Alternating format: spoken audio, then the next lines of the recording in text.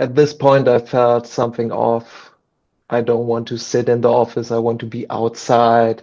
I want to be in nature. This was the first calling of Mother Nature to me, but it was just like I missed the call a bit. I remembered that I always went into the woods, into the forest, into nature, and speak with animals, speak with plants and trees, and being there, being present. And I learned in 14 days how to find the patterns, how to feel, get out of your head, back into the heart, how Wow. to feel, how to breathe, and then understand your situation and try to change it and integrate this into the daily life. So this is what a nature therapist do.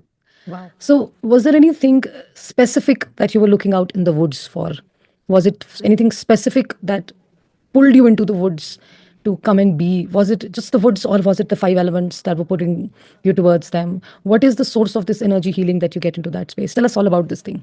So, as we go again in your journey and get back to what you are today, to what you began in a conventional setup, skipped to what you really wanted to do, felt what you wanted to do, came into this awareness of being, just being, getting out of your brain. Now, what is the philosophy that you attained after this journey? Do you have your own philosophy, or do you have a spiritual path, or what do you believe in? What do you preach? What do you practice? What is your philosophy? Welcome, my friends, to this beautiful episode of Maverick Me. And we're today diving in with Nicolaj. He's in Germany, and that doesn't say much about him staying in Germany. No, but that says a lot about him, because country, place, religion, area has nothing to do with how you feel that deep inside. Outside, it's all a mirror. You see outside what is inside. Nico sees outside whatever is inside. Nico, our guest for the day, is a nature healer, a therapist, and he's so beautiful. Look at him. He apparently looks like a messiah. That's what I called him, just like when we were little in the chit chat session. So, Nico, tell us about your journey of pain, journey of growing up, and how did you get into this space? Thank you, Rika, for inviting me. Richa, sorry. Thank you for inviting me. And sure, I want to start. I'm born in a typical German family, so nothing really special about the growing up part. I was going to the kindergarten, to grammar school, secondary school, and I often felt something off, but not like I was the black sheep. Um, my mother was or is still a really lovely person. She's the one who always hugged me, always catched me up in my emotions, and was my savior in many parts. My father was like typical, like a father figure. He was bringing the money to the table so we can eat, but emotional, very unavailable. And this will start the whole, or would start the whole journey.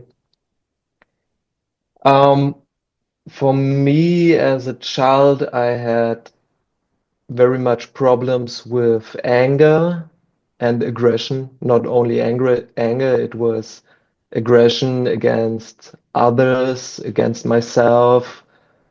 And my mother told me to, instead of getting aggressive against someone or myself, there's always a time to leave.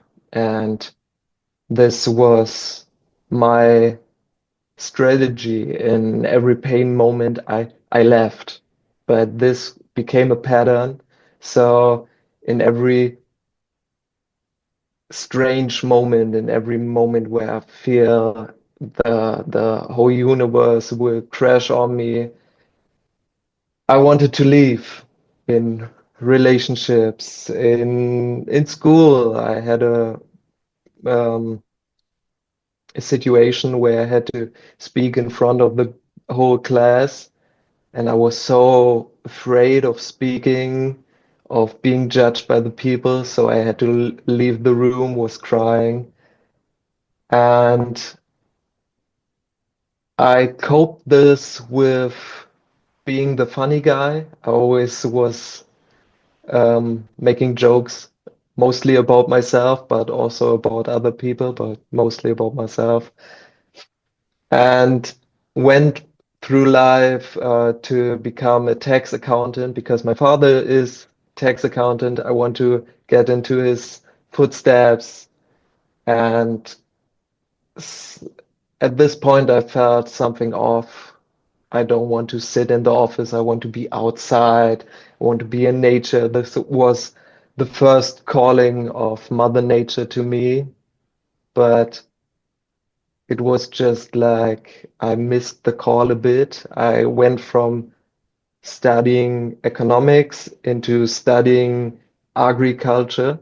So I wanted to make something with my hands. I wanted to be a gardener, but a professional gardener, because in Germany or in my family, it's like you have to be someone, you have to study, you have to earn money, you have to feed the family. And I was like, okay, but I want to have a job or work with plants. So I study plants. Why not? Okay. And also this was getting in the wrong way. And I I think it was with the 12 years of school, I studied about 5 years economics because, yeah, I put it in the bag, in the bag, in the bag. And then agriculture, another 5 to 6 years. Like I lived the student life. I totally lived it, not with the party people. I'm not really a party people, but the I can wait to work because I will work until the rest of my life so I can enjoy the study. And then I saw an advertisement about getting or becoming a nature therapist, and I was like, this is it. 14 days training, intensive training to get a nature therapist. And Richa, you won't believe me. I learned in these 14 days more than in the whole 2021, I don't know, years of normal education. I Wow. learned so much about Wow. myself. The greatest thing I not learned was that I remembered. I remembered that I always went into the woods, into the forest, into nature, and speak with animals, speak with plants and trees, and being there, being present. And I learned in 14 days how to find the patterns, how to feel, get out of your head, back into the heart, how Wow. to feel, how to breathe, and then understand your situation and try to change it and integrate this into the daily life. So this is what a nature therapists do. Wow. That's such a inspiring journey there. And I love the transition from the economics to agriculture, and from that agriculture coming into the therapy. The way the world works and the way the divine has his ways of getting the right people to the right place. I think your intent was always to be close to the nature and getting out of your box. So, was there anything specific that you were looking out in the woods for? Was it anything specific that pulled you into the woods to come and be? Was it just the woods, or was it the five elements that were putting you towards them? What is the source of this energy healing that you get into that space? Tell us all about this thing.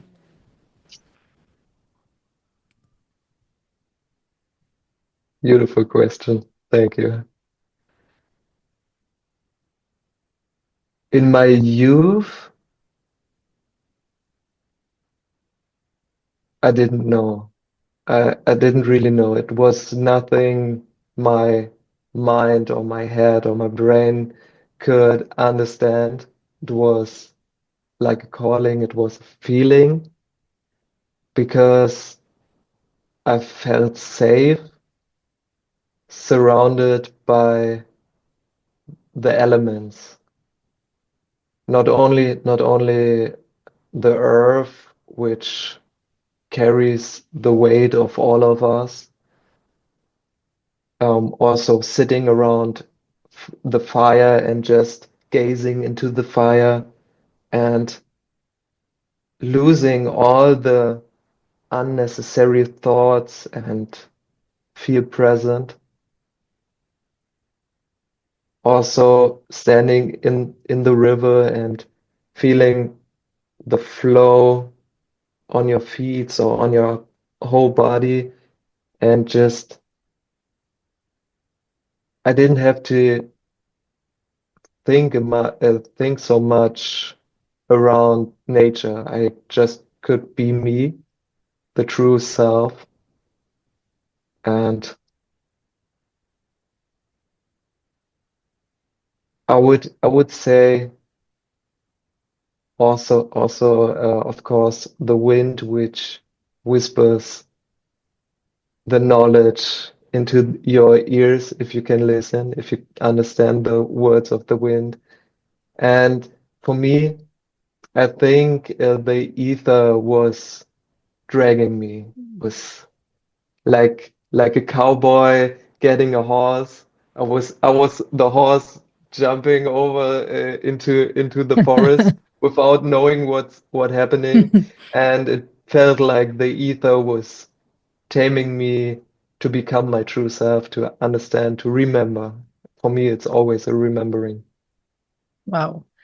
So, as we go again in your journey and get back to what you are today, to what you began in a conventional setup, skipped to what you really wanted to do, felt what you wanted to do, came into the fairness of being, just being, getting out of your brain.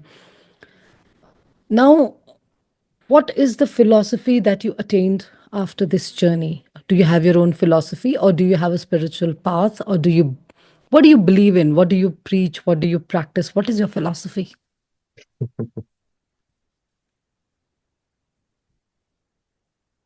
The funny thing about this is that we meet at this specific time, because if you asked me 1, 2 months ago, I would have said Hermetic principles or something like the yogi tradition. I in my youth I started with Buddhism and martial arts, the combination which got me out of my anger, or not got me out of my anger, not coping my anger, but understanding it and transform it into power, into movement.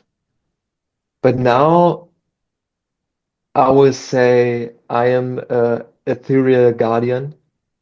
I co-created um, own, not my own, because it's from the ether. I'm sitting in my room meditating and get the understanding about this. But I found 5 different virtues which aligns with myself, and this is for the first thing, physical mastery in case not only sports, getting fit, but understanding your body, understanding the language of your body and the necessity of the temple your body is. And it we are only here because of our body and of the physical realm. And this is combined with the earth element. From there, I go to freedom and loyalty, which I combine with the fire element because I love the I love the contrast into freedom and loyalty. If I speak with many people about this, they say you can't be free if you are loyal, but you also can be loyal to your own virtues, you can be loyal to your family, and you also have the freedom to talk what you are really feeling. And if you see someone you love and you are loyal to him, you will say talk about this. You will get to this person and say, hey, like I'm talking to my friends, my best friends, hey brother, you know I'm loyal. I have to tell you there is a pattern I saw, and maybe we can talk about this. Maybe we can find this source of the problem. Not only the symptoms, I see the symptoms, but we can find the source together. From freedom and loyalty, the fire element, we go to self-discovery, the water element. We dive deep into our own ocean. We get into the darkest place of our own self and find the treasure inside of this, mostly um, from Jungian psychology, where the shadow self hides the biggest potential. And I love self-discovery combined with water because the water element is the element of the emotions and the divine feminine. And you, if you really get into the feeling, you get out of the persona, out of your mask, out of your ego, and dive deep into the suppressed feelings and behavior.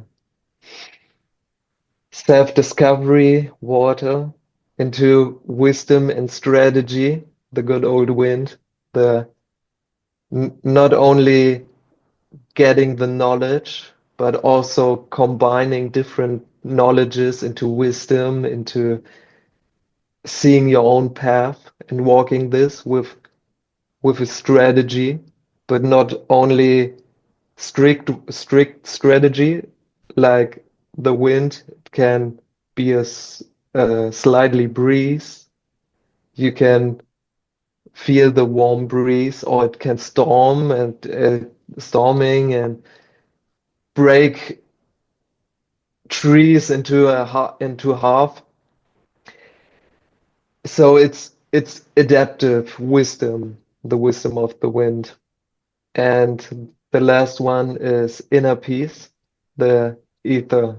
The ether is for me the inner peace because you need inner peace to be the bridge between different realms or different persons, peoples, like if you are in an argument and you are the one who is between the chairs, you have to be so much into your own self, into your peace to understand both sides and don't judge anything. And the ether, no element really judges, but the ether is is here without being here. It's in Germany, it's a lost element. No one really talks about the fifth element either, and I don't know if The textbooks in say this sense only the four elements.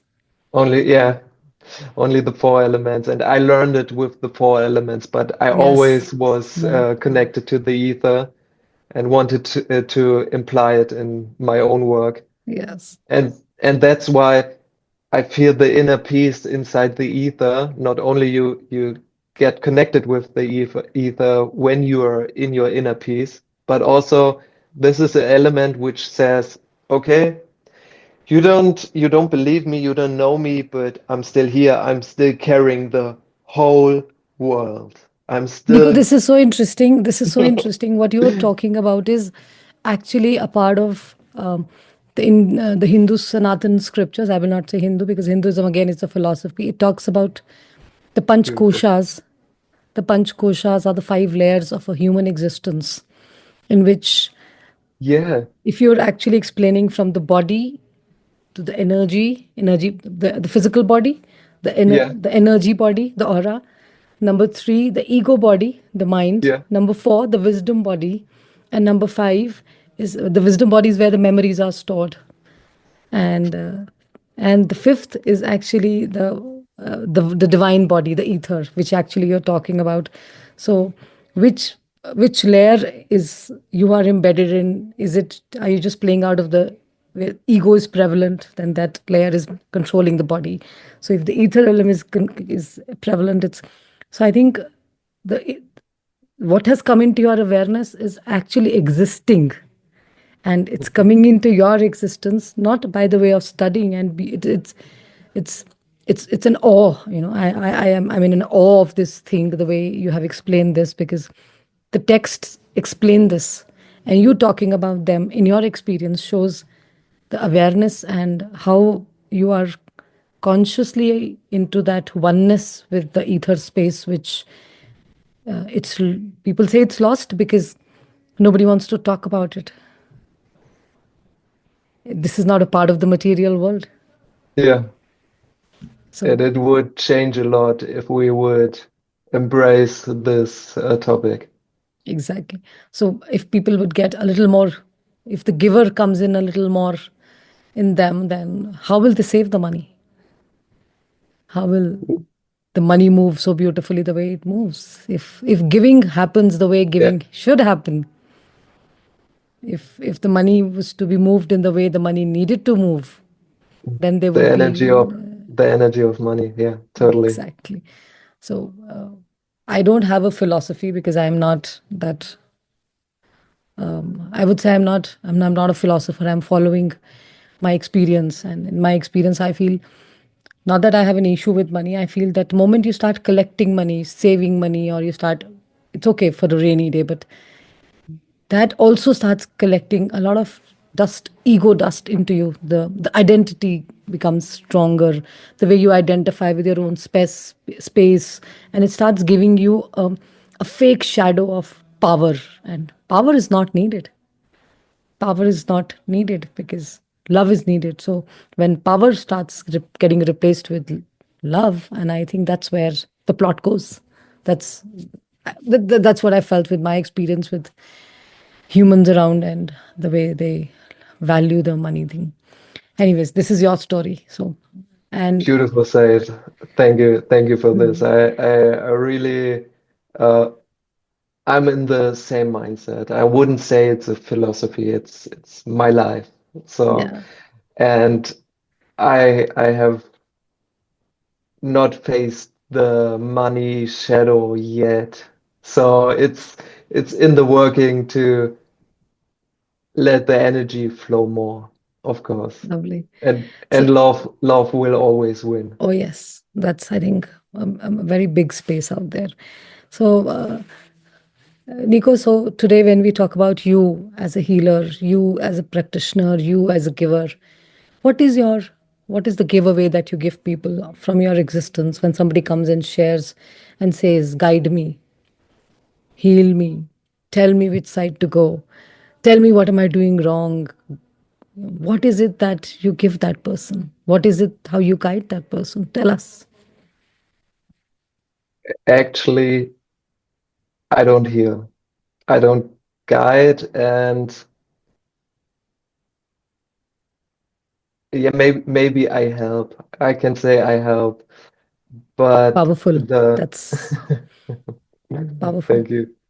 The most important thing I do is giving a safe place to be yourself, to feel what you never wanted to feel, to show someone in the outer world, in this case me, the person you will always hide behind your mask. And also that's why I am a nature therapist. I translate the words of Mother Nature.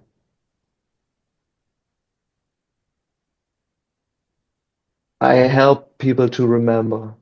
And for me, it's important that no one is following me or sh- looking at me as a leader because I don't want to be a leader. I want to make leaders, but leader of your own self. So if everyone would be a leader, there wouldn't be needed, the leader wouldn't be needed True, anymore. true. This again goes to an ideology which has been practiced so beautifully by the faith of Krishnamurti Foundation. Krishnamurti was one of the he was said to be believed to be one of the messengers, and he would give narratives coming directly from the downloads. And he said, if there is anything that I needed to, a lot of people told him become a spiritual guru. He was a guru. That you start a religion, start a cult. He says no, I will say what I have to say. You put them in books. You can start an education stream around them. But I want people to get educated. I want them to know. If they still, then they don't believe it, it's okay. But if my being here is my work is to give them the information. If that information, if they are ready for that information, it will reach them. But even after reaching the information to them, if they're not able to act, then God help them. And God will. Yeah, So, Nico, thank you so much. Is there a specific message you want to give to the audience here? Though you've given very powerful statements, the way you've brought yourself out and shared your entire space, it's been very powerful. We can just feel that power and the energy. But what specific message you would want to give those people who are starting on this path of finding their path, standing on crossroads, and looking at that entire healer mindset?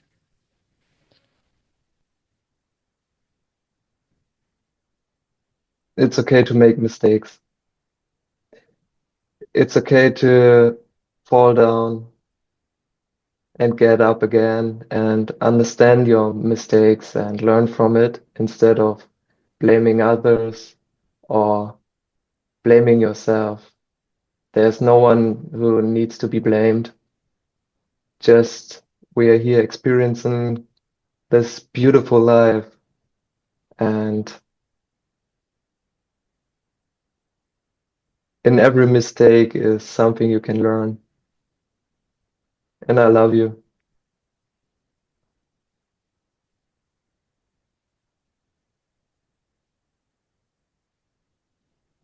Is is love what I feel for myself, or is love what I feel towards everybody? Yes. Short answer. Yes. When I speak about love, it's about the unconditional acceptance. It's not the lust or not sensations or the grabbing someone so hard because I can't leave him or they have to be at my side. No, it's a letting go. It's a letting go, but also grabbing a hand if you think the person needs a hand or a hug. So it's your It's loyalty and freedom again. it's a loyalty and Loyalty freedom. and Yeah. freedom again. I've got my lesson. So, friends, I've got my lessons from Nico. His social media handles are there. You want to speak to him, you want to get in touch with him, I'll be putting the handles in the podcast. Thank you so much, Nico, sparing this time and coming out and helping us, not guiding us, sharing your space with us, and letting us have this beautiful energy that we're sharing today. And keep flowing like water, keep flowing like the wind, keep loving like this beautiful sun up there, loving everybody without color, creed, religion, race, country. Thank you so much. And hope to catch you again in yet another session where we'll talk more about your experiences with people and nature. Thank you. Thank you, Rita. It